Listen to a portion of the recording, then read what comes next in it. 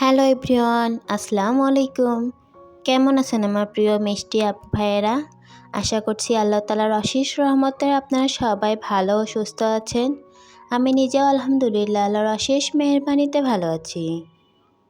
সবাইকে ওয়েলকাম করছি টুনাটনের সংসার চ্যানেলের নতুন আরেকটি সুন্দর ও সাদামাটা লাইফস্টাইল ব্লগ ভিডিওতে। আজকে শেয়ার করব আমার হাজব্যান্ডের পছন্দের ইলিশ পোলাও রান্নার মুহূর্তগুলো। ভালোবেসে যত্ন করে রান্না করেছি, যেন প্রতিটা কণায় থাকে মনের টান আর ঘরের সুখের ঘ্রাণ। সাথে ছিল সংসারের টুকিটাকি সব কাজ, রান্নাঘর গোছানো, ঘরদর পরিষ্কার, ছোটোখাটো দায়িত্ব। কারণ আমার কাছে সংসার মানেই ভালোবাসা দিয়ে আগলে রাখা প্রতিটা মুহূর্ত।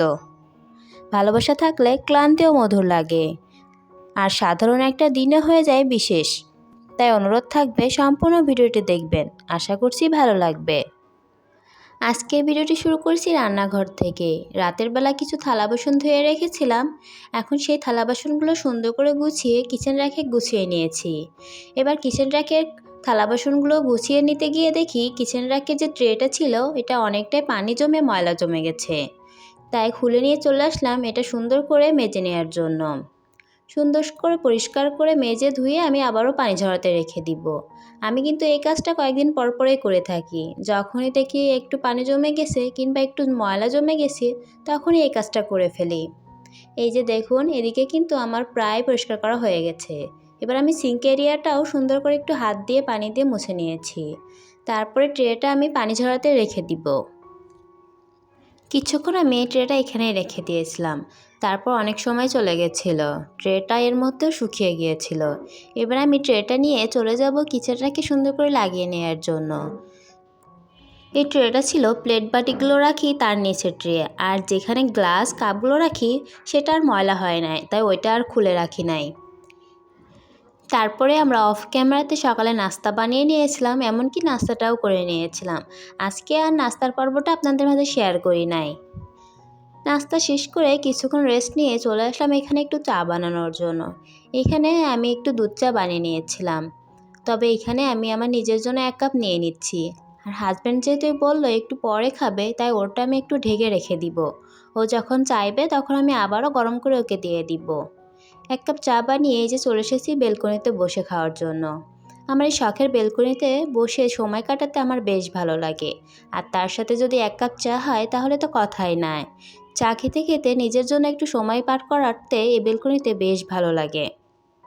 এবার সবাইকে একটা কথা মনে করিয়ে দিচ্ছি, যারা যারা আমার ভিডিওটি ক্লিক করেছেন প্লিজ এখনও পর্যন্ত যারা লাইক দেননি, প্লিজ একটা লাইক দিয়ে ভিডিওটা কন্টিনিউ করবেন। আপনাদের ছোট একটা লাইক আমার জন্য খুবই গুরুত্বপূর্ণ। আপনারই মতো অনেকের কাছে আমার ভিডিওটি পৌঁছে দিতে সাহায্য করবে, সেই সাথে নতুন দিনে নতুন আরেকটি ভিডিও মেকার উৎস জাগিয়ে তুলবে। তাই বুঝতেই পারতেছেন আপনাদের ছোট্ট একটা লাইক আমার জন্য কতটা মূল্যবান। তাই সবাই ভিডিও শুরুতে একটা করে লাইক দিয়ে পুরো ভিডিওটা দেখে নেবেন। আশা করছি পুরো ভিডিওটা আপনাদের কাছে ভালো লাগবে। এদিকে কিন্তু চায়ের পর্ব শেষ করে চলে এসেছি দুপুরে রান্না করার জন্য। প্রথমেই তো বলে রেখেছি আজকে রান্না করব আমার হাজব্যান্ডের পছন্দের ইলিশ পোলাও।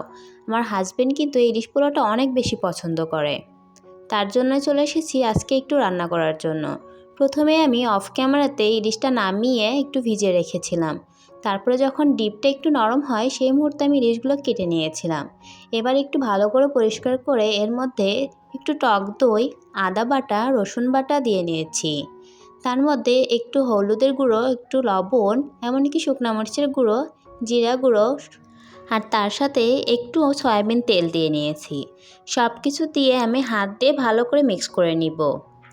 হাত দিয়ে ভালো করে পুরো মাছটা মাখিয়ে আমি কিছুক্ষণ রেস্টে রেখে দিব।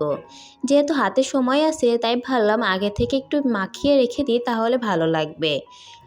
আমি কিন্তু সবসময় এভাবে মাছগুলো ম্যারিনেট করে রেখে তারপর রান্না করি না। মাঝে মধ্যে তো আমি ডিরেক্ট মশলাটা কষিয়ে তার মধ্যে মাছটা দিয়ে কষিয়ে রান্না করি, এভাবেও কিন্তু খেতে বেশ ভালো লাগে। তবে আজকে যেহেতু হাতে সময় আছে তাই ভাবলাম একটু ম্যারিনেট করে রেখে দিই, তাহলে টেস্টটা হয়তো বেড়ে যাবে। তাই এবার সবগুলো মাছ একটু ভালো করে মাখিয়ে ম্যারিনেট করে রেখে দিয়েছি কিছুক্ষণের জন্য। এদিকে মাছটা আমি রেস্টে দিয়েছি, এবার চলে আসলাম পোলাও চালটা একটু মেপে নেওয়ার জন্য। আজকে আমি মাত্র 2 গ্লাস পোলাও চাল নিয়ে রান্না করব। প্রথমে চালগুলো একটু ঢেলে তারপর আমি সুন্দর করে ধুয়ে নিব। আর কি বলবো, এই জালিটাতে চাল ধুতে আমার বেশ সুবিধা হয়, অনেক ভালো লাগে। আমি কিন্তু বেশিরভাগ সময় পোলার চালগুলো এই জালিতেই ধুয়ে রাখি। এবার চলে এসেছি রান্নার প্রসেসিংয়ের জন্য। এখানে আমি একটু সয়াবিন তেল ইউজ করেছি, সাথে একটু সরিষার তেল ইউজ করেছি। তেলটা গরম হয়ে আসলে আমি আগে থেকে পেঁয়াজগুলো কেটে রেখেছিলাম, বেশ কিছু একসাথে পেঁয়াজ কেটে রেখেছিলাম। এবার সবগুলো একসাথে পেঁয়াজ বেরেস্তা করে নিয়েছি।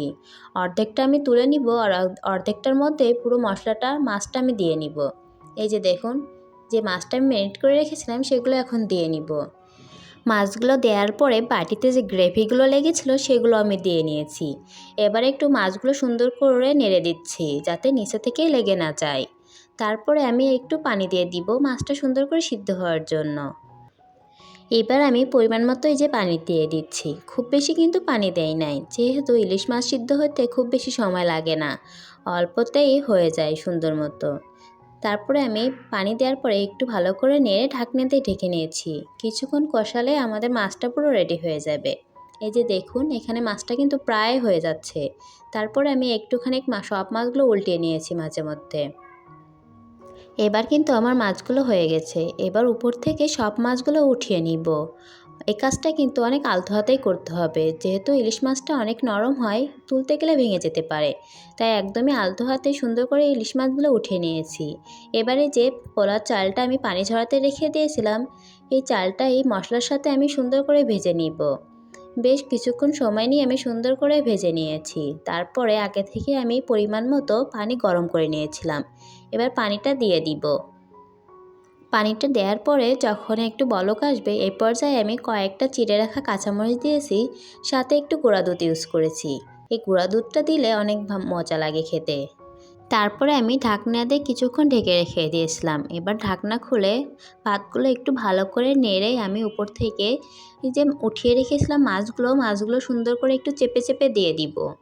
এভাবে কিন্তু পোলার মধ্যে মাছগুলো একটু চেপে চেপে দিলে মাছের ফ্লেভারটা পুরো রাইসের মধ্যে চড়ে যাবে, এতে খেতে কিন্তু বেশ ভালো লাগে। এই যে দেখুন, আমি সবগুলো মাছ দিয়ে নিয়েছি, সাথে বাটিতে যে গ্রেভিগুলো লেগেছিলো সেগুলোও কিন্তু দিয়ে দিয়েছি। এবার উপর থেকে আমি কিছু পেঁয়াজ বেরেস্তা দিয়ে নিয়েছি। আর হ্যাঁ, এর মধ্যে কিন্তু আমি একটু কিশমিশও দিয়েছিলাম, ওটা স্কিপ হয়ে গেছে। তারপরে কিছুক্ষণ আমি দমে রেখে দিয়েছিলাম। এবার সোজা চলে এসেছি খাওয়ার জন্য। এই যে দেখুন, মাশাআল্লাহ, আমার ইলিশ পোলাওটা কতটা সুন্দর হয়েছে।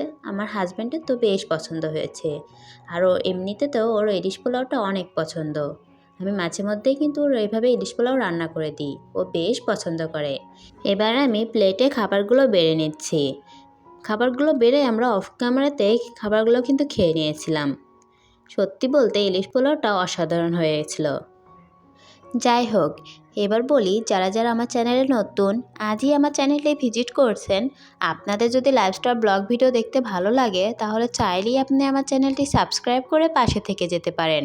সাবস্ক্রাইব করে পাশে থাকার বেল আইকনের অল অপশনটি বাজিয়ে রাখবেন, যাতে পরবর্তী কোনো ভিডিও দিলে আপনাদের কাছে নোটিফিকেশন পৌঁছে যায় এবং আপনারা সময় সুযোগ করে আমার ভিডিওটি দেখে নিতে পারেন।